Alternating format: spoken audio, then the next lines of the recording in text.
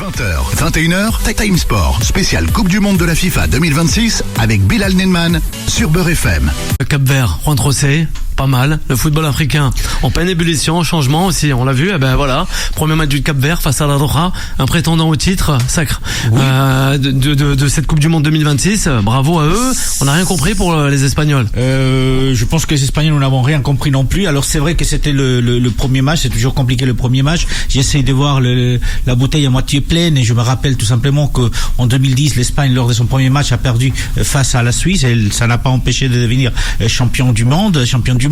Mais c'est vrai que je ne mettrai pas une pièce non plus sur le Cap-Vert parce qu'aujourd'hui, le Cap-Vert a fait ce qu'il sait faire de mieux, c'est s'enfermer derrière et c'est lui qui aurait dû trouver des solutions. Ben, c'est l'Espagne, et l'Espagne qui est effectivement prétendante au titre n'a pas su les faire. Moi, j'étais un peu écœuré dès les premières minutes, déjà parce qu'effectivement, on savait que ni Lamine Yamal ni Nico Williams qui étaient légèrement touchés, donc n'allaient pas jouer ce match. Peut-être à la fin, ce qui s'est passé, mais j'étais écœuré de voir les performances d'un Rodri qui n'arrive pas à avoir la forme qui était la sienne il y a 2 ans quand l'Espagne a été championne d'Europe.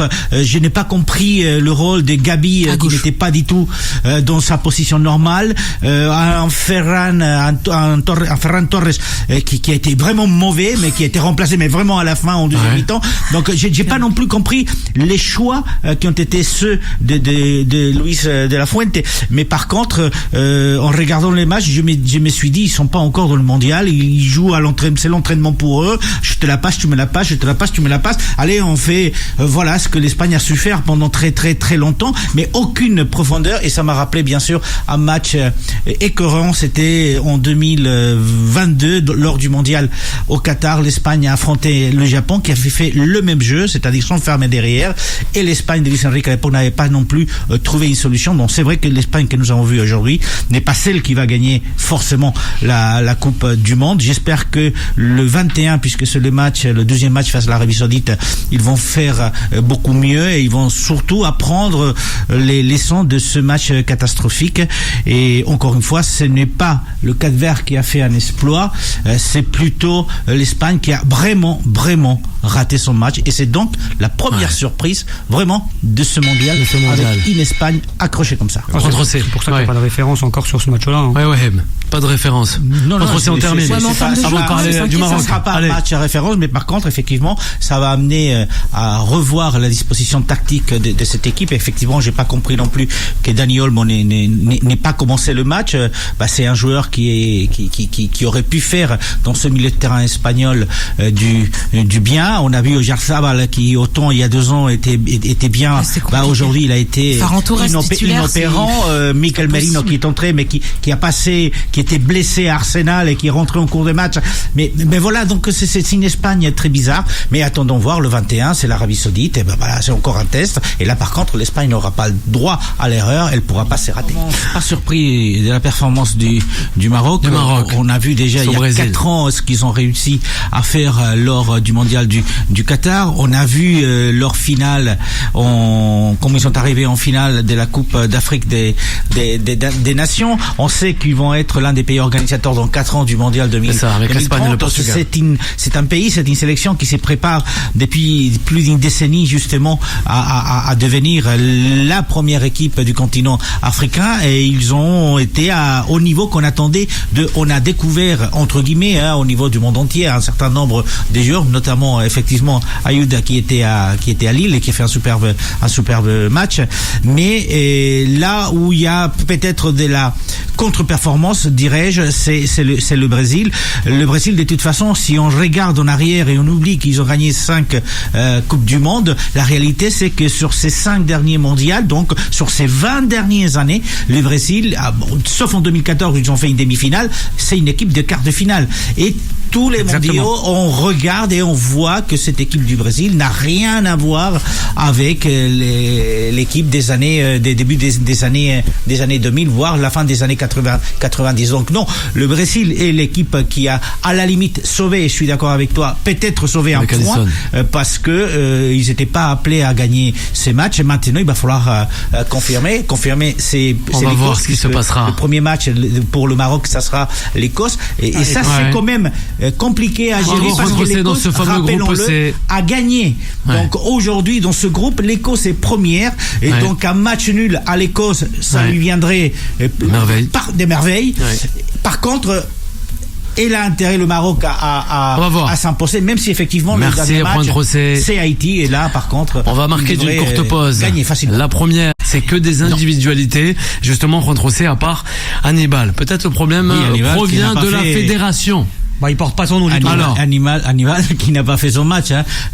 J'aurais effectivement pensé qu'à ses 23 ans, il était capable de faire mieux après être un joueur, avoir joué en Angleterre, donc dans un championnat compétitif. Mais il nous a déçus. Mais il nous a déçus comme toute l'équipe de la Tunisie. C'est vrai que la Tunisie n'avait pas très bien préparé ce mondial. Si on se tient au résultat des matchs amicaux, quelques semaines auparavant, ils avaient encaissé déjà 5 buts. Ça qui a aussi signé en quelque sorte le départ de Lamouchi, qui sera certainement confirmé dans les minutes ou dans les heures qui vont venir. Mais ce qui est certain, c'est qu'aujourd'hui, et ça fait mal, mais la Tunisie est déjà éliminée de ce mondial. Je ne vois pas la Tunisie, cette Tunisie-là, aller battre le Japon. Je ne la vois pas aller battre les Pays-Bas. Donc, effectivement, c'est une Tunisie qui, malheureusement, a entamer ses chances de pouvoir se qualifier en tant que meilleur troisième. Et c'est vrai qu'avec ce nouveau système, rappelons-le quand même, il y a 8 qualifiés, 8 troisièmes qualifiés. Et donc pratiquement tout le monde est qualifié dans ce mondial, puisque sur 48, il y en a 36 équipes qui vont être qualifiées. C'est pas mal, hein? Oui, pas mal. Ouais. Je sais pas, mais certain, pour toi, non. Et pour certains, oui.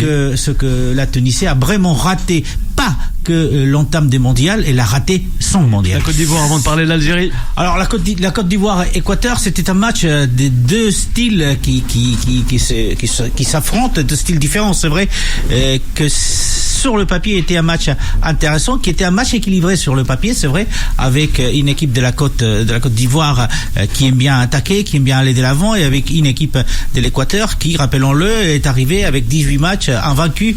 C'est 18 derniers matchs quand elle est arrivée au mondial, et qu'effectivement nous avait tous surpris ces 3 dernières années dans les phases de qualification pour le mondial. Après, effectivement, ça s'est passé à la dernière minute, mais ce qu'il faut retenir de ce match, c'est que la Côte d'Ivoire aujourd'hui est en très bonne position. Samedi, elle va jouer quand même l'Allemagne, hein.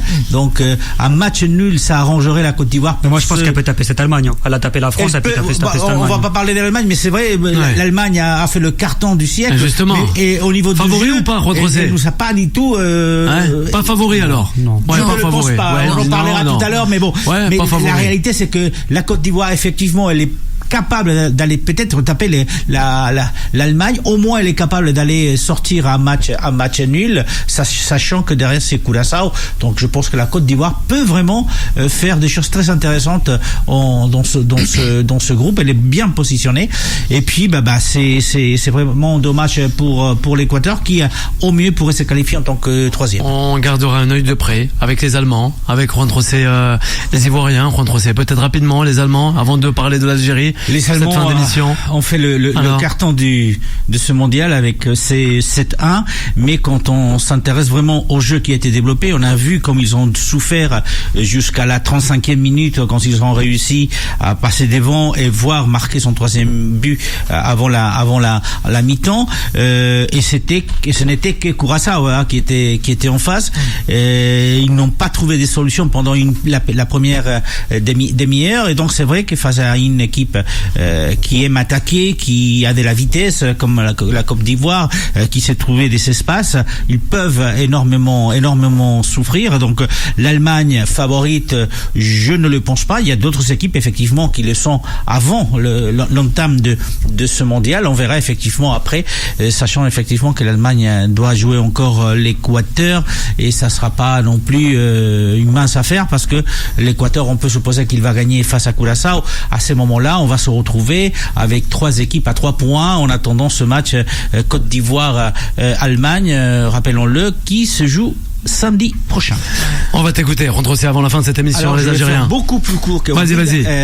Et il nous a fait un long discours pour nous dire tout C'est simplement vrai. Ah bah là. que l'Algérie n'est pas favorite dans ce match face à l'Argentine. Mais ça, on le savait déjà. Moi, de toute façon, je considère toujours que l'Algérie est capable de se qualifier en 16e de finale.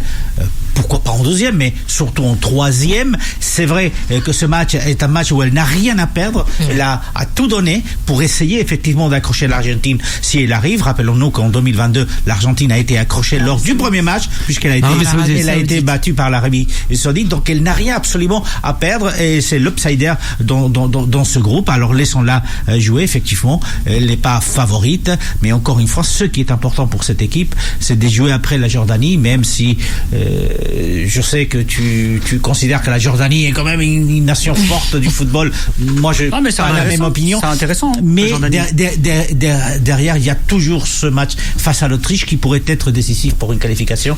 Et espérons effectivement qu'ils soient capables d'accrocher l'Argentine. Mais si elle le pas, c'est tout à fait normal. Ils ne sont pas du tout les favoris.